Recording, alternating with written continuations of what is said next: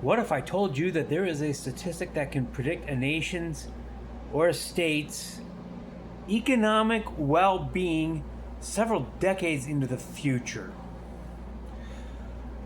You've heard me talk about this before on this channel, but I'm gonna go in on it just by itself this time around.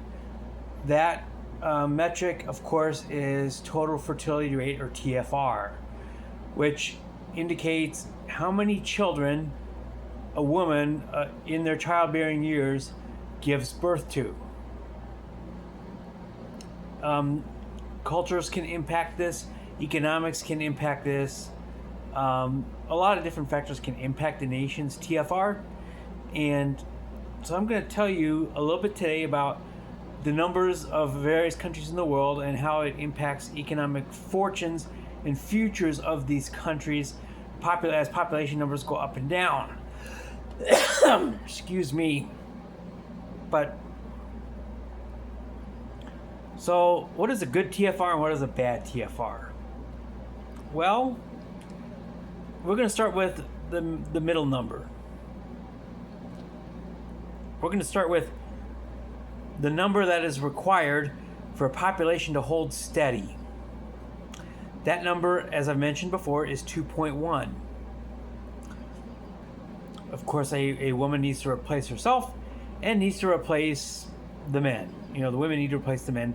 So I'll get you to 2. That makes, logically results in 2. The reason why the numbers seem to be 2.1 is because of unfortunate incidents, infant mortality, and things like that. So for a population to hold steady, or what's called the replacement rate, is 2.1. Now, let's go through some various countries in the world, and I'm going to let you know exactly where these numbers peg for their futures. So I'm sitting, of course, in the United States. We're at 1.71. That's below replacement level by a decent amount.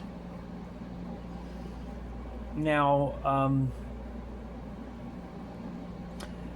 countries like the United States can offset this negative impact with a couple of different methods. One, of course, is immigration, legal or illegal. 2 is technology. And because the United States is kind of near the front of the AI wave, we are going to be able to technologically make up for this gap. It's going to require fewer people for the same amount of economic production over time. So the U.S., despite being in the negative right now, or in the hole where our population is going to naturally decline, economically, the future is okay.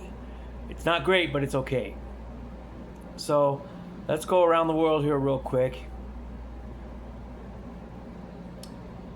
Sub-Saharan Africa has some of the highest rates in the world. So most of these countries are above 5. You're getting into Kenya, Tanzania, Sudan, South Sudan, Mali, places like that. These countries are over 5. And so now you got to ask yourself, well, these countries will have an opposing problem as a result of these high birth rates. They're not particularly labor intensive, but the main problem with them is that the resources may not be able to sustain these large numbers of people.